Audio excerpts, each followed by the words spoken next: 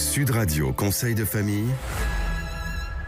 C'est l'heure de retrouver Conseil de famille. Bonsoir Stéphane Moller. Bonsoir Philippe David. Stéphane, vous êtes associé au sein du cabinet VIA. On se retrouve chaque soir pour parler finances, immobilier, droit de la famille, gestion de patrimoine. Ce soir, nous répondons à Anne qui nous demande s'il faut investir dans les crypto-actifs. Waouh! Alors comme l'immobilier, les actions ou les obligations, il est vrai que les crypto-actifs deviennent un vecteur d'investissement à part entière, mais à manier avec précaution. Alors c'est quoi ces crypto-actifs? Eh bien le Bitcoin en tête, presque tout le monde a évidemment maintenant entendu parler de ces crypto-actifs. Il y en a environ 10 000 et toutes portent des projets différents. Alors c'est quoi et à quoi ça sert? Alors il y a plusieurs usages que l'on peut faire de ces tokens, comme ça que ça s'appelle. Les jetons en français. Exactement. Le plus connu d'entre eux étant évidemment le Bitcoin. C'est historiquement le premier token à avoir été émis. Il a vocation à servir de substitut à la monnaie.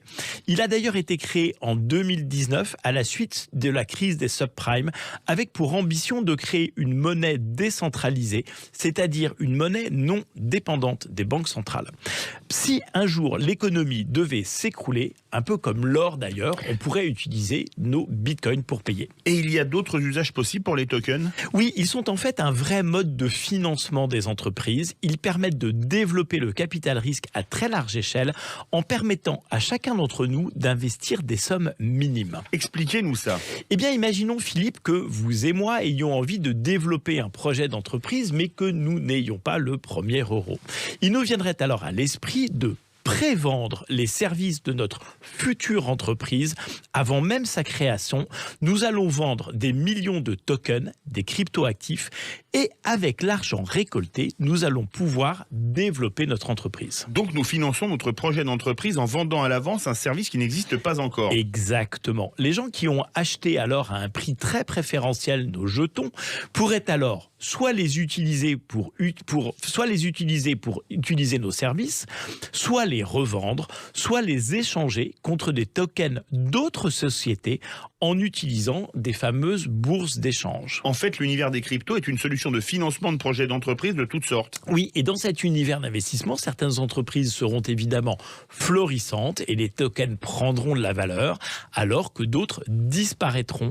Finalement, un peu comme sur le marché des actions, il convient de choisir ses investissements avec parcimonie. Y a-t-il d'autres usages pour les crypto-actifs? Alors, il y a des milliers d'usages possibles et c'est ça qui rend cet univers passionnant.